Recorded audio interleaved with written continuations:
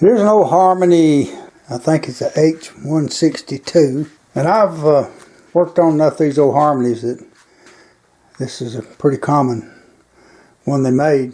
Don't know what year it is. I'd say in the late 60s or early 70s. The body's like a triple aught Martin. It's got the cross grain sanding on it, but this old guitar's in pretty good condition. There's a little crack right here, and the binding is deteriorated. Of course, the keys are gone off of it. I bought it off eBay. I've done several of these old guitars. The fingerboard looks good. The frets look pretty good. Doesn't look like it's been really played too much. There's another little crack right here. Probably been in an attic somewhere and been exposed to heat. It's mahogany back and sides. And this old binding that they used, as the years went by, it just crumbled up. This is a typical example of these old Harmonies. It's in better shape than a lot of them I've started out with. I enjoy making the guitar sound better. I do what I call a B-2 restoration. That stands for born twice. So that's what I'm going to do to this one. I decided to do a voiceover on most of this video. It was in the mid 90s, and I had to run my air conditioner, and I had some background noise. But here we're showing the neck had a back bow in it. Somebody had tightened the truss rod up too much. Here we are loosening the truss rod to correct the back bow in the neck. Now we're checking the top of the frets with a straight edge to confirm that the back bow is gone. These clips make it pretty obvious that the neck is in need of resetting. The straight edge does not go where it needs to. Here we are removing the 15th fret. We heated up with a soldering iron that we've modified. We learned how to modify this soldering iron from Frank Ford of Palo Alto, California. We use our little end nippers that we've modified for pulling frets to remove the 15th fret. And after we get it out, we'll mark the end of it with a magic marker so that we can, when we replace it, we can get it back in the same position it came out. On this clip, we're taking a 1/8 drill bit, a long one, and drilling 2 holes through the 15th fret slot. The purpose of these holes is so that we can insert our little foam cutters into those holes to heat the joint up so we can get the neck out. In this clip, we have our little travel iron attached to the fingerboard there, laying on it, and we're going to heat the fingerboard up in order to get it loose from the soundboard so we can take the neck out. Here we are with a little thin palette knife, working it in after we heated the fingerboard up, and we're working that under the fingerboard, trying to be as careful as we can to not damage the spruce top. And we got part of it and had to reheat it, but we finally got the fingerboard loosened up from the soundboard. Here's a shot of our little homemade jig that we made to kind of press the neck out of the body, and our 2 little foam cutter devices that we used to put down in those holes we drilled to get the heat down in there, and we'll squirt a little water down in there as we go and generate a little steam. But this neck was pretty easy to get out of there. Now, with a combination of the heat and the pressure from these bolts and a little bit of wiggling around of the neck, and a little water squirted down in there to generate steam, we convinced this neck to come up out of there. Here's how the neck looked after we got it out. As you can see, there's a little piece of spruce that came off with the fingerboard, but I'll leave it on there and as a filler when I glue it back, so that won't be a problem at all.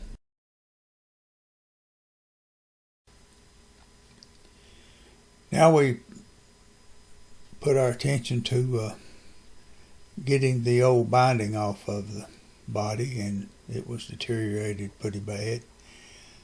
And I got one of these little scratch stocks that I made, like Roy Underhill taught me to use, and worked with that and whatever I could get. There was the top part had a little extra strip in it of white and black and white filler that went inside the binding, and I didn't have any of that, but I had something that was the same size that I put in there. So this little clip just shows the process. It was a long drawn out deal, but of getting the process of getting the old binding off the body. Here's a little clip showing the binding that we put on the top. Since we weren't going to bother the top, we just rebound it, and as I said, we put that little filler strip in it, and that clamps on there because I had to section the binding. It was just a little short of being long enough to use one piece, and I didn't have enough to put a two-piece binding on it, so that's where we did it. Here's a shot of the top of the body. After we cleaned the binding up, we took some damp rag and wiped the glue, excess glue off for where we put the binding on.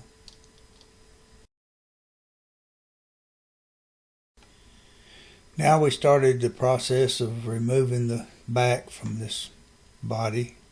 Since the binding was already deteriorated, sometimes we'll rebrace these things through the sound hole, but we decided to take this back off this one. We had a pot of boiling water there that we stuck our little putty knife down in and worked around it as carefully as we could. It came off pretty well except for the neck block and the end block, and those two places gave me a pretty good problem, but we finally got it off there. We damaged the end block part of it by heating on it too much.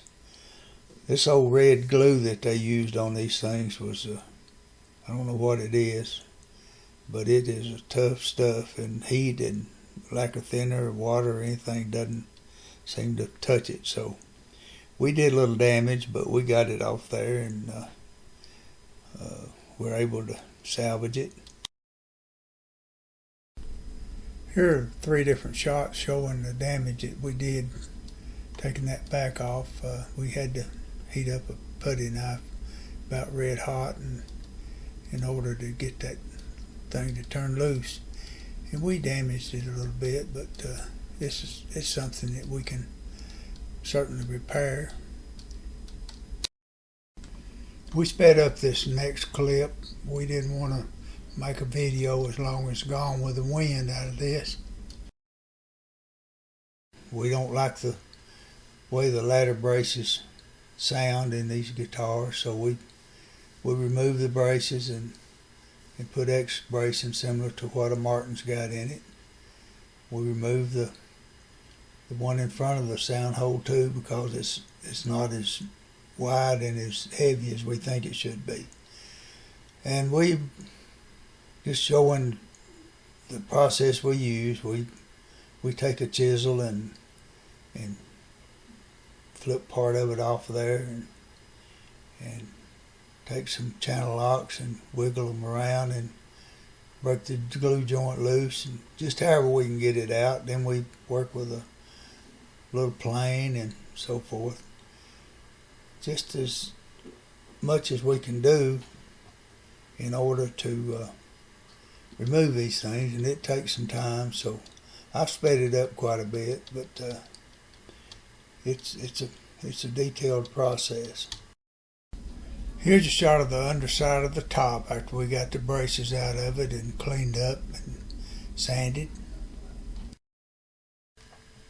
This next clip shows the process we go through to open the sound hole up. These guitars had a sound hole a little over, I don't know, about 3.5 inches or less. We like to open them up to about 4 inches. That's about the size of a Martin sound hole. They're located in a different place than a Martin is, but that's what we do, and we use some coarse sandpaper on the drum, little drum sander, and work with it till we get it where it measures about where we want it. Here's a shot of the top braces glued in and clamped down, and we put a new bridge plate in it and X-braced it similar to a Martin. It's be similar to a HD 35 Martin, 1/4 inch wide braces that are scalloped. Here are a couple of shots, one of the back after I smoothed the back braces down, and another one that shows the damage that I did taking the back off on the tail end of the body. Here are a couple of shots of the top braces after I finished them, in a little place where I signed my name inside them.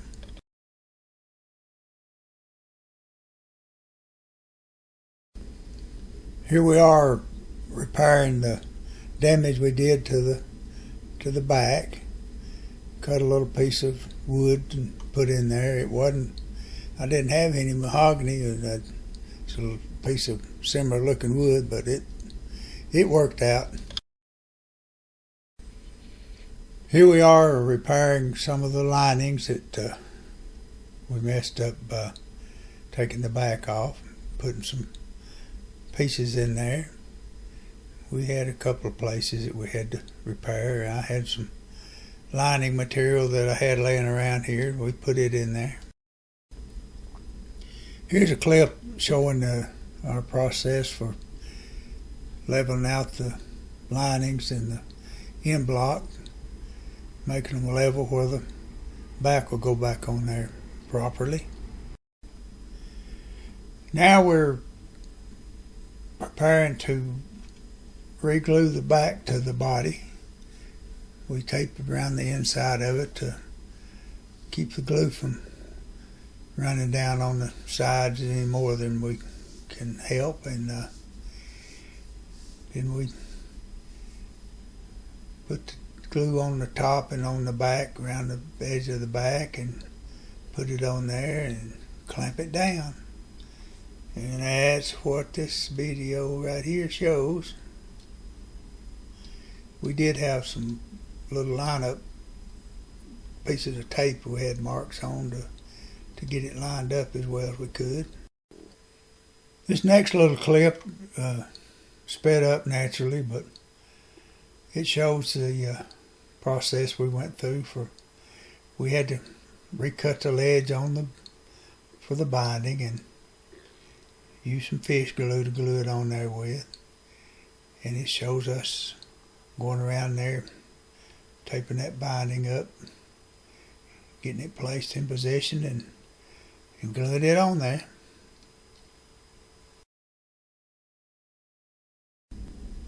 Here's another little flaw we found. After we got the binding back on there and smoothed down, we laid the neck back up in the body and put our little measuring device to measure the scale with, see how the bridge was setting in there.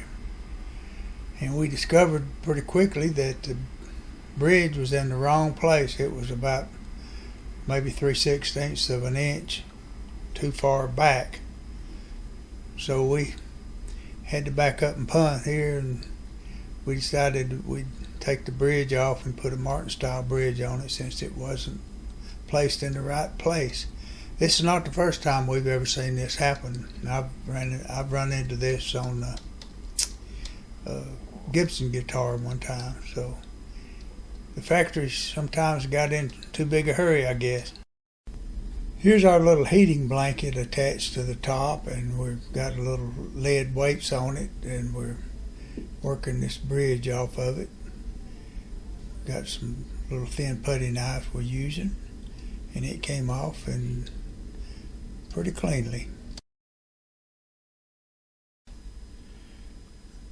This clip shows the process we went through for refitting the neck angle, and we had to work on the dovetail a little bit and get the angle cut right so that the action will be proper. And this shows our little straight edge on the top of the frets. Comes out in the right place.